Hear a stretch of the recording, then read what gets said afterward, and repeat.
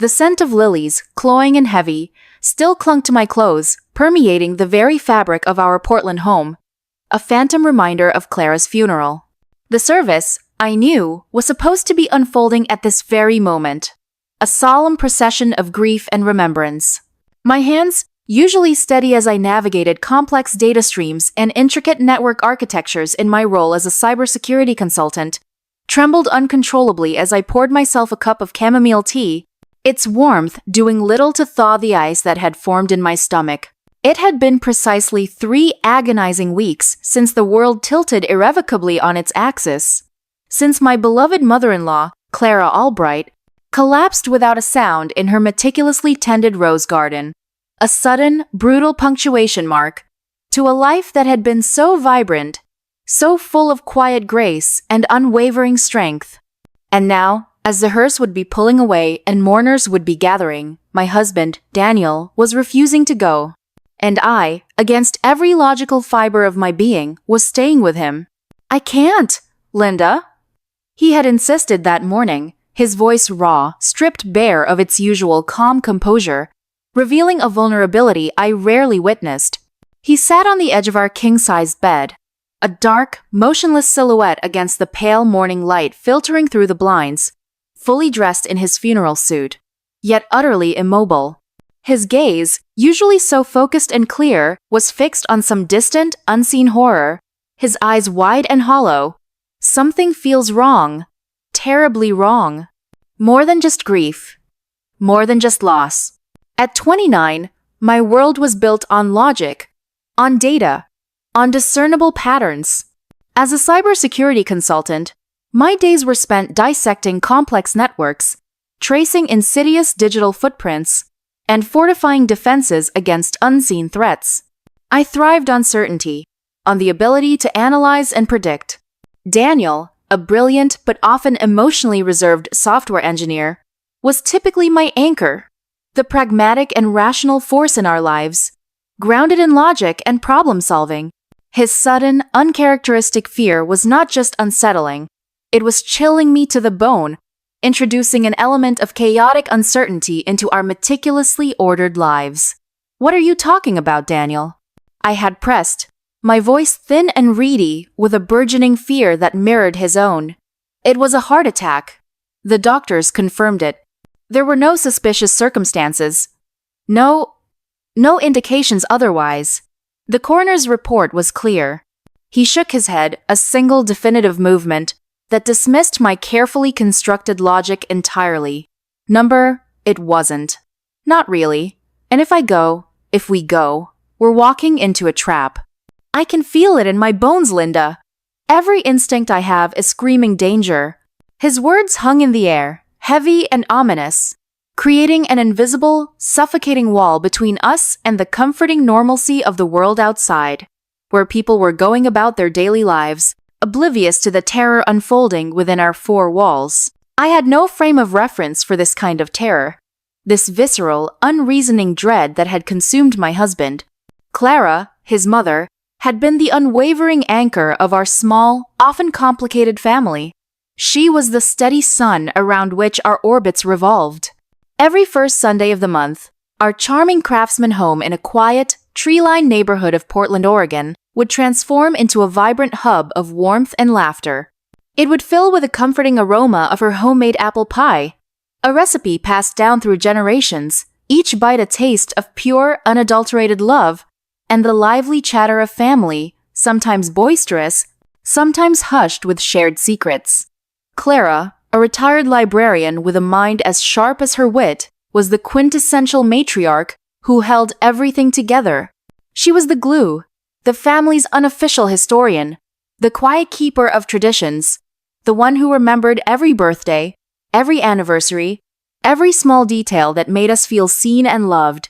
Besides Daniel, there was his younger sister, Bethany, a vivacious, sometimes volatile artist whose life seemed to oscillate wildly between brilliant bursts of creative genius and unsettling periods of emotional and financial instability. She lived in a vibrant, slightly chaotic loft in Seattle, often making the 2.5-hour drive down for Clara's dinners, sometimes arriving with grand stories, other times with thinly veiled anxieties.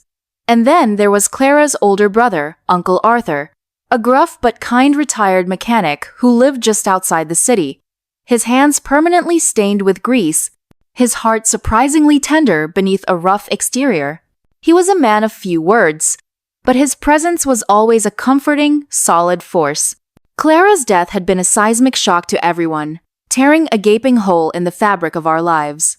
One particularly sunny Monday morning, a day that promised warmth and light, Bethany had called, her voice a strangled, guttural sob that still echoed in my memory. "Mom," she collapsed in the garden. "The paramedics are here. I don't know what happened. She just fell." We had dropped everything, rushing to St. Jude's Hospital, the familiar Portland skyline blurring through the car window as Daniel, usually a cautious driver, sped through traffic, a frantic hope warring with a creeping dread. The waiting room was sterile, cold, filled with an oppressive silence punctuated by hushed whispers and the occasional, heartbreaking sob from Bethany. Hours later, a young doctor, his face etched with fatigue and a practiced solemnity that did little to soften the blow, delivered the devastating news. Acute myocardial infarction. A massive heart attack. She was gone before she even hit the ground. It was instantaneous. Grief, raw and incapacitating, had descended upon us like a heavy shroud. Bethany was utterly inconsolable, clinging to me, her petite frame racked with sobs, her tears soaking my shoulder, leaving cold, damp patches on my shirt that lingered even after I changed. Daniel, usually so stoic, so contained, had retreated into himself, his grief a silent, impenetrable fortress that I couldn't breach. He had moved through the motions of planning, comforting, and enduring, his eyes vacant, his touch distant, his mind seemingly miles away. We'd spent the last 3 weeks in a blur of funeral arrangements, accepting condolences from well-meaning relatives and friends who visited Clara's house, and navigating the painful, bureaucratic logistics of loss. I'd seen his pain, but never this profound, bone-deep terror that now pulsed through him, radiating outward and infecting me. And now, this. Daniel's sudden, terrifying refusal to attend the funeral. It felt like a complete break from reality, a descent into madness, yet his conviction was absolute, unyielding. "Linda, please," he pleaded again, his voice cracking with an urgency that pierced my heart, twisting it with a fear I couldn't yet name. "Stay with me. Tell Bethany I'm sick. Tell her anything. Just don't go to that funeral. Don't go near that place, I beg you." His fear was contagious, seeping into my very bones, chilling me to my core. I looked into his eyes, usually so clear, intelligent, and filled with a quiet strength, now clouded with an unknown terrifying dread. I couldn't leave him, not like this. Not when he was so clearly unraveling before my very eyes. "Okay," I whispered, pulling him into a tight embrace, burying my face in his shoulder. His suit fabric felt rough against my cheek, but his body, usually so solid and reassuring, trembled uncontrollably, a tremor that transferred to me. "Okay, we'll stay. But you have to tell me why. Everything. You have to tell me what's going on, Daniel. I can't just sit here in the dark." He just held me tighter, his breath ragged against my hair, a desperate, silent plea. "Later. When it's safe. When I know we're truly safe. Every second we spend talking about it now could be a second too late. We just need to get through today." The hours that followed crawled by with agonizing slowness, each minute an eternity. Our house, usually bustling with the quiet hum of our lives, Daniel's occasional coding murmurs from his study, the soft click of my keyboard, the distant sound of music from the living room, felt eerily silent, suspended in a vacuum of dread.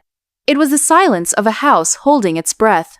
The phone rang constantly, Bethany, her voice still hoarse with grief, calling to ask if we were on our way, concerned relatives calling from out of state, their voices tinged with worry, friends offering condolences and asking why we weren't at the service. I made vague, stumbling excuses, my voice tight with a lie I didn't understand, my words feeling hollow and inadequate, even to my own ears. Daniel paced, a caged animal, his eyes darting to every window, every shadow, every shift of light, his movements jerky and restless. He wouldn't eat, wouldn't sit still, couldn't even manage to hold a coherent conversation, his mind clearly consumed by something terrifying. The air crackled with his unspoken dread, thick and suffocating, pressing down on us. It felt like we were trapped in a glass cage, watching the world move on outside, oblivious to the personal apocalypse unfolding in terrifying slow motion within our four walls. Each tick of the grandfather clock in the hall seemed to mock our helplessness. Around noon, just as I imagined the funeral service would have been starting, the quiet reverence, the somber hymns, the poignant eulogies, the solemn procession of the casket, a sharp, insistent ring echoed through the house. The doorbell.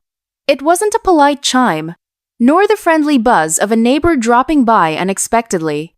It was a prolonged, demanding, almost aggressive buzz that seemed to vibrate through the very foundations of our home, a discordant note in the terrifying symphony of our fear. It was a sound that demanded attention, demanded entry. Daniel froze. His pacing stopped abruptly, his body rigid, his head snapped towards the front door, his eyes wide with a primal, animalistic fear I'd never seen in him. Not even in the darkest, most stressful moments of our lives together. "Don't open it, Linda," he hissed, his voice barely a whisper, yet filled with an urgency, a desperate plea that compelled me to obey without question. "No matter what, don't open it. Don't even go near the door. Get back." The ringing continued, relentless, punctuated by heavy, deliberate knocks. They weren't the gentle taps of a delivery person or the casual rap of a friend. These were forceful, thudding blows that seemed designed to intimidate, to break down resistance, to make us crumble. My heart hammered against my ribs, a frantic drumbeat against the oppressive silence of our fear. I peered through the peephole, my breath catching in my throat, my vision tunneling with adrenaline. A man stood on our porch. He was tall, dressed in an impeccably tailored black suit that seemed almost too formal for a Monday afternoon. His posture rigid, almost military in its precision.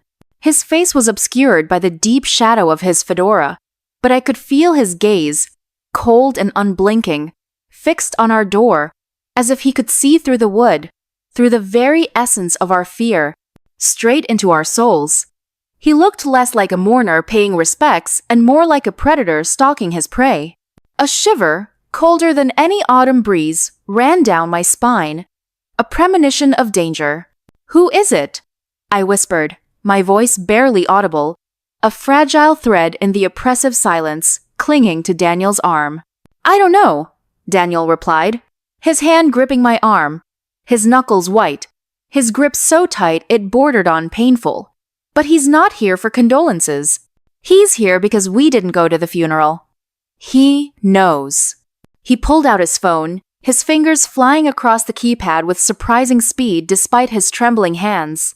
His face a mask of grim determination. "I'm calling 911. Our lives are in danger, Linda. Right now. We need help." My blood ran cold, turning to ice in my veins. Our lives? This wasn't some abstract fear, some emotional breakdown, some irrational paranoia. This was real. This was terrifying. This was immediate.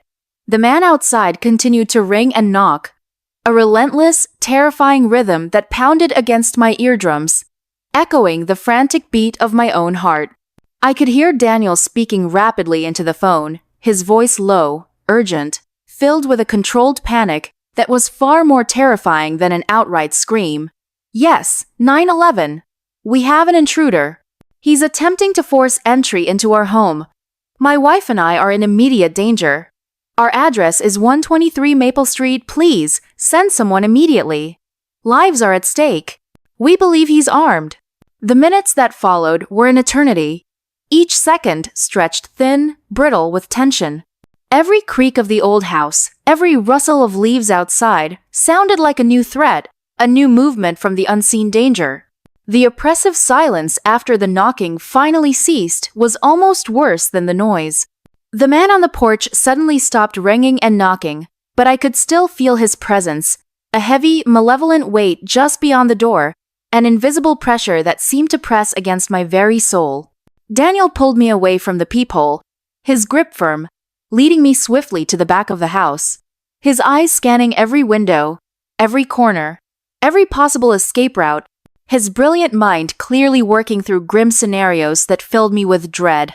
We huddled in the small, rarely used laundry room, nestled behind a stack of clean towels, hidden from the street, our breaths shallow, our hearts beating in frantic unison, listening.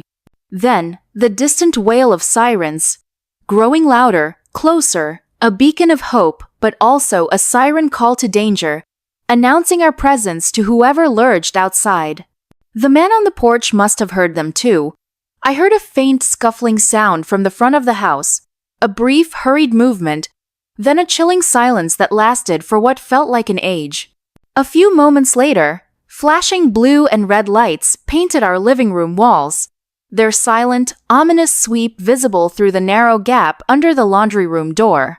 2 police cruisers screeched to a halt outside. Officers, their movements swift and precise, guns drawn and held at the ready, moved cautiously towards our front door, their voices sharp and authoritative as they called out. A tense silence. Then a sudden explosive shout. "Freeze! Police! Hands where I can see them!" A struggle, muffled by the thick walls. Grunts of exertion. The heavy thud of something hitting the ground. More shouts. "He's apprehended! Suspect is secured! All clear!" Daniel let out a shaky breath, a long, drawn-out exhalation that seemed to release weeks of pent-up terror and grief. His body slumped against the washing machine, his face pale, but a flicker of relief, fragile yet profound, appeared in his eyes. He slowly pushed himself up, pulling me along with him, leading me back to the living room, his legs still unsteady. 2 police officers stood there, one holding a man in handcuffs.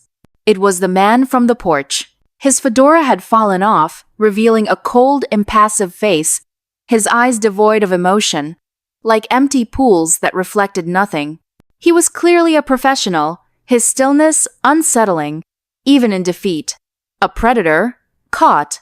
"Are you Mr. and Mrs. Thompson?" one of the officers asked.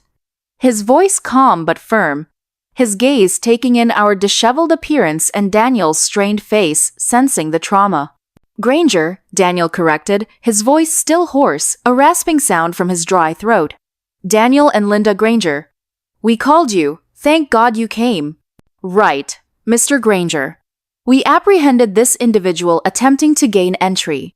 He was carrying a firearm, unregistered, and these." The officer held up a clear plastic evidence bag. Inside, chillingly clear and undeniable, were 2 photographs. One of Daniel, one of me. Our faces, clear and unmistakable. We had not just been targeted, we had been hunted. The realization hit me like a physical blow, stripping the air from my lungs. My knees buckled. I swayed, lightheaded with shock and a wave of nausea, the world spinning precariously. Daniel caught me, his arm tightening around my waist, pulling me closer, grounding me. "Thank you, officer," he managed, his gaze fixed on the hitman, a silent accusation, a deep, burning question in his eyes. As the officers led the man, silent and unresisting, away, his dark suit disappearing around the corner, Daniel turned to me, his face grim, etched with a pain that went deeper than grief, a sorrow born of betrayal. "Now, Linda. Now I can tell you everything. Now I know we're safe enough to tell you." He led me to his study, a room usually filled with the comforting hum of his servers, the soft glow of multiple monitors displaying lines of code, and the rich, earthy scent of old books and freshly brewed coffee. It was his sanctuary, his intellectual playground, a place of order and predictable patterns. He walked directly to his large, custom-built desk, a solid piece of mahogany that had been Clara's gift to him years ago, a beloved antique. From a hidden compartment beneath the top drawer, a secret I hadn't even known existed, he pulled out a small, worn wooden box. It looked like an antique jewelry box, intricately carved with a delicate floral pattern. Inside, nestled among old faded photographs of Clara and Daniel as a child, and a handful of forgotten trinkets and sentimental baubles, was a single sealed envelope, addressed simply to Daniel, in Clara's elegant, familiar handwriting. A beautiful script that spoke of a gentle soul, yet the very presence of this letter now felt menacing, radiating a cold dread. "This arrived at my office a week before she died," Daniel said, his voice trembling, a raw vulnerability exposed. He handed it to me, his fingers brushing mine, and they were cold, despite the warmth of the room. It was marked urgent. Read alone. Destroy after reading. I didn't understand it then. I wanted to dismiss it. I thought perhaps she was just being dramatic, or suffering from some early stages of confusion, as happens with age. I never, ever imagined. His voice trailed off, swallowed by unshed tears, by the enormity of the secret he had carried. I opened it, my fingers fumbling with the seal, my heart pounding a frantic rhythm against my ribs, echoing the dread in the room. The letter was written on Clara's personal stationery, thick cream paper with a subtle floral watermark, a delicate touch that belied the horror of its contents. Her flowing script, usually so comforting, now seemed to twist and turn with a chilling, precise narrative. "My dearest Daniel, if you are reading this, it means I am gone. And I must tell you, my death was not an accident. I know this with a certainty that chills me to my very core, a truth that has stolen my sleep and peace. I have seen things, Daniel, things that have kept me awake at night, huddled in my bed, the fear a cold knot in my stomach, growing tighter with each passing day. For weeks now, I've felt off. A persistent malaise, a strange, creeping weakness that defies explanation, a constant fatigue, a dull ache that lingered despite rest. I've tried to dismiss it as old age, as the natural slowing down of a body that has lived a long life, telling myself it was just part of the journey. But then I started to notice Bethany. She's been acting so strangely lately, so secretive, almost furtive in her movements, always hovering when I'm preparing food, especially my evening tea. She'd bring me a cup already brewed, insisting on serving me herself, a gesture that seemed caring on the surface, but was deeply unusual, as she preferred to let me handle things in my own kitchen, claiming she was too messy. Last Tuesday, the truth hit me with the force of a physical blow. A sudden, blinding clarity that left me breathless. I saw her, Daniel, with my own eyes. I saw her put something in my tea. Just a tiny pinch from a small, unmarked vial she pulled from her pocket, something she thought I wouldn't notice in the dim light of the kitchen. She moved quickly, furtively, her back mostly to me, but I caught the reflection in the polished surface of the stainless steel refrigerator door. My heart nearly stopped. I forced myself to remain still, to breathe normally. I pretended not to see. I forced myself to pretend to drink it, raising the cup to my lips, making a show of sipping it, even feigning a satisfied sigh. But I didn't. The moment she left the kitchen for a moment, distracted by a phone call she took just outside the door, I quickly, discreetly, poured the contents into my favorite potted fern, the one by the kitchen window that always seemed to thrive.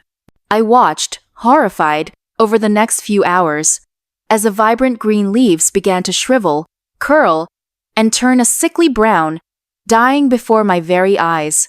I don't know what it was, but I know it wasn't good.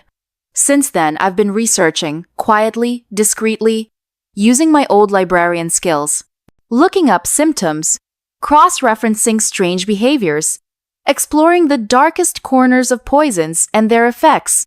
I am almost certain she's been poisoning me, slowly, systematically, a slow, agonizing decay. To what end? I can only guess. But I fear it is for money. Her debts have been mounting, Daniel. I've seen the ominous red notices, the desperate phone calls she tries to hide, her frantic searching for quick solutions. And she's always been impulsive, reckless, drawn to the glittering illusion of wealth without understanding the hard work and integrity behind it. She lacks patience, and she's always felt a sense of entitlement to what she hasn't earned. If I die suddenly, Daniel, especially before the will is read, do not attend my funeral. Do not let Linda go either. I have a terrible, unshakable feeling that the funeral itself will be a trap, a public spectacle designed for a darker, more sinister purpose. Stay home, be safe, protect yourselves, and find out the truth. I have hidden clues, Daniel.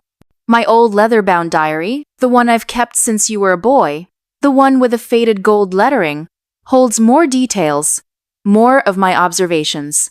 It's behind the loose brick in the fireplace in the study, where we used to sit and read together. It's marked with a small red ribbon, a symbol of hope amidst the despair, a tiny flicker of defiance. I love you, my son. And Linda. Protect each other with all your might. And forgive Bethany if you can. She is lost, consumed by something I no longer recognize. Her heart has been twisted by desperation and a chilling lack of empathy. I mourn the daughter she once was. With all my love and a fervent prayer for your safety, Mother. My breath hitched, a strangled, guttural sound in my throat. The letter, once a symbol of Clara's elegant hand, now felt like a lead weight, heavy with the weight of her secret, slipping from my fingers, fluttering to the floor like a dying bird. Poisoned? By Bethany? The vibrant, artistic Bethany, who had wept so openly at the hospital, her petite frame racked with sobs, her grief seemingly so profound, so genuine. It was unthinkable. It defied every ounce of human decency, every moral compass. Yet the man outside, the professional hitman apprehended on our porch, the chilling photographs of Daniel and me, Daniel's terrifying premonition, all clicked into place with a horrifying, undeniable logic. It was a puzzle I never wanted to solve, a truth more monstrous than any fiction I could have conjured. I didn't want to believe it, Daniel whispered, his voice thick with pain, his eyes wide and vacant as he stared at the letter on the floor, as if it were a venomous snake. I tried so hard to dismiss it. I thought it was her paranoia, her aging mind playing tricks on her, a sign of decline. I wanted to dismiss it as a delusion of an old woman, perhaps too isolated, but then the way she died. So suddenly, no previous heart issues, not like this. And the way Bethany insisted on handling everything for the funeral. Every detail. She even wanted to pick the funeral home, the specific room for the service, saying it had the best acoustics for the hymns, and was more intimate. It didn't feel right. My gut screamed at me, a silent, insistent warning, but I suppressed it, telling myself it was just grief making me irrational, making me look for fault where there was none. He pulled me into a tight hug, his body still trembling, but with a new kind of tremor, no one of profound sorrow and dawning horror, not just fear. He buried his face in my hair, his tears hot against my scalp. She saved us, Linda. Her warning, her foresight, her unwavering love. She knew. And she protected us, even in death, even when we couldn't protect ourselves. We called the police again, this time with a chilling letter. The officers, initially skeptical, their faces impassive as they listened to our incredible, almost unbelievable tale, grew grim, their expressions hardening as they read Clara's meticulous, chilling words. The hitman, a man named Sterling Vance, a cold, calculating professional, under intense interrogation, eventually broke. His professional detachment crumbled under the weight of the undeniable evidence and his own failed mission. He confessed everything with a chilling lack of emotion. Jessica. No, Bethany, he corrected himself, confirming our worst fears. Bethany had hired him. Her plan, as gruesome as it was elaborate, was to stage an accident at the funeral home itself. A faulty lighting rig, a sudden collapse of equipment, a tragic electrocution during the solemn service. It would look like a horrific double tragedy, a cruel, ironic twist of fate, ensuring she would inherit Clara's entire estate without any further obstacles. Her gambling debts, her lavish spending, her string of failed art ventures and ill-advised investments. Her desperate need for a lifestyle she couldn't afford they had driven her to this monstrous act, transforming her into a cold, calculating killer, devoid of familial love. Toxicology tests on Clara's body, which had been quickly ordered by the police upon receiving the letter, confirmed the presence of digitalis, a potent cardiac glycoside, in small, continuous amounts. It was a slow poison, administered over weeks, carefully designed to mimic natural heart failure, to escape detection, to make her demise look entirely natural. Bethany had been systematically poisoning her own mother, then planned to eliminate Daniel and me, her remaining obstacles, to secure her ill-gotten inheritance. The medical examiner, a seasoned veteran of countless autopsies, confirmed that Clara's death was not a natural event, but a meticulously planned murder. The news hit the city like a tidal wave, ripping through the quiet fabric of Portland. Bethany arrested at the funeral home itself. Just as the service was about to begin, her face initially contorted in a mask of shock, which quickly twisted into pure, unadulterated fury when the cold click of the handcuffs echoed through the hallowed hall. The mourners, already grieving the profound loss of beloved Clara, were plunged into a nightmarish abyss of betrayal and horror. The media descended like vultures, a frenzied cacophony of flashing cameras, intrusive microphones, and sensational headlines. The story of the beloved librarian, poisoned by her own daughter, and the miraculous, almost unbelievable escape of her son and daughter-in-law became a national sensation.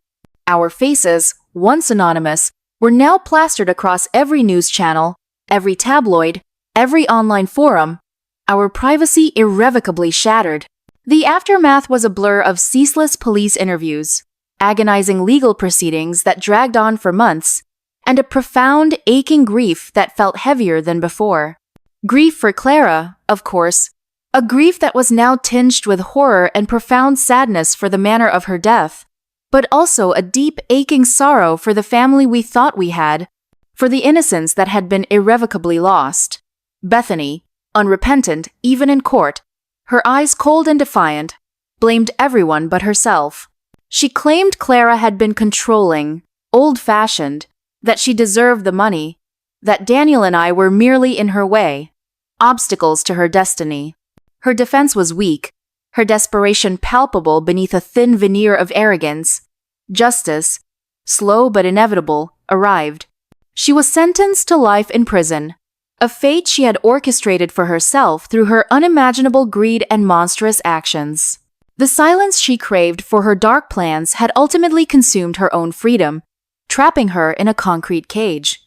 Daniel and I clung to each other, navigating the wreckage of our family, our shattered lives. The betrayal was a gaping wound, a scar that would forever mark us, a constant reminder of the darkness that had touched our lives. But Clara's love, her foresight, her ultimate sacrifice, became our lifeline, the only thread holding us together, pulling us from the abyss. We found her diary, exactly where she said it would be, behind the loose brick in the fireplace in the study. It was a thick, leather-bound volume, filled with her elegant script, detailing her life, her joys, her quiet observations, her profound love for her family, and in the later entries, her growing suspicions about Bethany, her heartbreaking disbelief, her desperate attempts to understand why her own daughter was doing this to her. Yet even as she meticulously documented Bethany's treachery, she wrote of her enduring love for her daughter, her hope that Bethany would find peace, even if it was beyond her reach, beyond their grasp. "My heart aches for the child she once was," Clara wrote, her ink bleeding slightly on one page, a testament to her tears, "and for the woman she has become. But I must protect Daniel. And Linda. They are innocent, and they are my legacy now. My only hope for true continuation." Reading those words, Daniel and I wept, not just for Clara, but for the profound, agonizing burden she had carried in silence. She had known. She had carried this terrible secret alone, protecting us even in her death, orchestrating our escape from beyond the grave. Her quiet strength, her unwavering love, had been our salvation. 6 months later, The house felt too quiet, too full of ghosts. The comforting memories of Clara's Sunday dinners, once a source of warmth and nostalgia, now carried a bittersweet ache, tinged with the unsettling memory of Bethany's twisted smile, her cold deception. We decided it was time to sell the house, to leave Portland, to start anew. We needed a fresh start, a clean slate, a place where the shadows of betrayal wouldn't linger in every corner, wouldn't cling to every familiar object, wouldn't whisper secrets in the quiet hours of the night. We needed to breathe again, away from the whispers and the pitying glances of those who knew our story, who saw us as survivors of a tragedy, not just as individuals. We chose Denver, Colorado, a city of new beginnings, of majestic mountains and wide open spaces, a stark contrast to the verdant, often rainy embrace of Portland. The change of scenery, the crisp mountain air, the sheer grandeur of the Rockies, offered a new perspective, a sense of boundless possibility. Daniel found a new job almost immediately, working on cutting-edge AI development for a thriving tech startup, his brilliant mind finding solace in complex algorithms and futuristic solutions. He poured himself into his work, finding a new purpose in creation. I continued my cybersecurity consulting, leveraging my expertise to help companies fortify their digital fortresses. But I also started volunteering at a local community center, teaching digital literacy to underserved youth. I wanted to use my skills to build, to protect, to empower, just as Clara had done in her own quiet, unwavering way as a librarian, a guardian of knowledge. It was a small act of tribute, a way to honor her legacy, to turn our pain into a positive force. We visited Clara's grave one last time before we left Portland. The headstone was simple, elegant, just like her. Clara Albright, beloved mother, librarian, protector. We stood there in silence, the crisp Oregon air carrying the scent of pine and distant rain. The polished granite felt cold beneath my fingertips, a chilling testament to her final resting place. "She saved us, Linda," Daniel said, his voice thick with emotion, tears finally falling freely down his face, washing away some of the anguish he had held in. "She gave us a second chance at everything. At life, at love, at peace. She taught us about true family love, Daniel," I replied, squeezing his hand, my own eyes welling up with a mix of grief and profound gratitude. The kind that protects even when it hurts beyond measure. The kind that sees the truth even when it's ugly and painful beyond belief. The kind that endures no matter what. That's the real legacy she left us. We carried Clara's legacy with us, not just in our hearts, but in our actions, in our newfound commitment to honesty, to integrity, and to genuine connection. Her warning had saved our lives, physically pulling us from the jaws of death. But her profound, self-sacrificing love had saved our souls, guiding us towards a future built on trust, on resilience, on unwavering truth. Bethany's greed and monstrous ambition had utterly destroyed her, condemning her to a life behind bars. But Clara's wisdom and foresight had built a new foundation for us, one based on authenticity, on mutual respect, and on the enduring power of family, however it was defined, not by blood, but by bond. Life in Denver began to flourish, slowly but surely, like a carefully tended garden. We found a charming bungalow with a small, sun-drenched garden, reminiscent of Clara's, though far less grand, a place where I could cultivate new life and find quiet moments of reflection. We adopted a rescue dog, a playful golden retriever named Scout, who filled our home with joyous chaos, wet nose nudges, and unconditional love, bringing a much-needed lightness into our lives. Daniel found new friends, colleagues who shared his passion for technology and his quiet appreciation for life's simple pleasures. He started to laugh again, a deep, rumbling sound that filled me with relief. A sound I hadn't realized I'd missed so desperately. I thrived in my new role, building a network of clients who valued my expertise and integrity, finding profound fulfillment in helping others secure their digital lives, knowing that I was contributing to a safer world. The scars of the past remained, faint but visible, a constant reminder of the darkness we had faced, of the profound betrayal. But they were no longer open wounds, festering with pain and bitterness. They were faded lines, etched with lessons learned, with resilience forged in fire, with wisdom hard-won. We learned to trust our instincts implicitly, to listen to the whispers of unease that society often teaches us to ignore. We learned that evil can wear a familiar, even beloved face, can hide behind a facade of grief, and that betrayal can come from the most unexpected places, from those closest to you, from those you love unconditionally. But we also learned that love, true love, is a powerful shield, capable of piercing through the darkest deceptions, capable of guiding you even from beyond the grave, a light in the deepest night.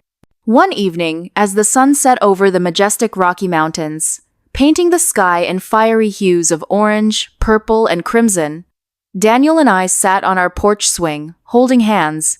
Scout lay curled at our feet, softly snoring, a contented sigh escaping him now and then, utterly at peace.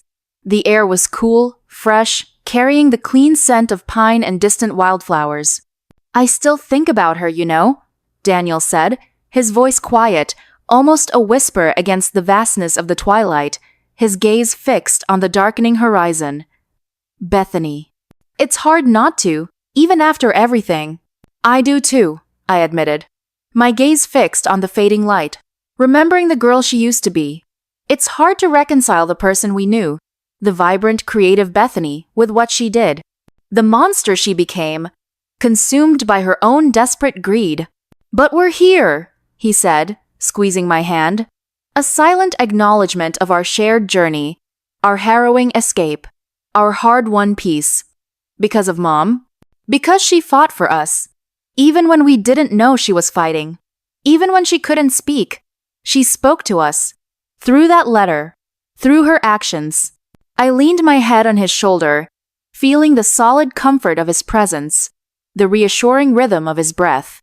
She taught us that family isn't just blood, Daniel. It's about loyalty. It's about protection. It's about seeing the truth, even when it's painful and ugly beyond belief. And it's about finding a way to forgive, even when it feels impossible, even if it's just for yourself, to release the bitterness and move forward. We had survived a nightmare that would have shattered lesser bonds, but we had emerged stronger, more connected, and with a profound appreciation for the fragile, precious beauty of life. Clara's spirit, her quiet strength, her unwavering love, lived on in us, a guiding light that illuminated our path forward. She had been a librarian, a keeper of stories, a guardian of knowledge and truth, and her last, most important story was the one that saved us. A powerful testament to the enduring power of a mother's love, a beacon of hope shining even beyond the grave, guiding us to a future truly our own.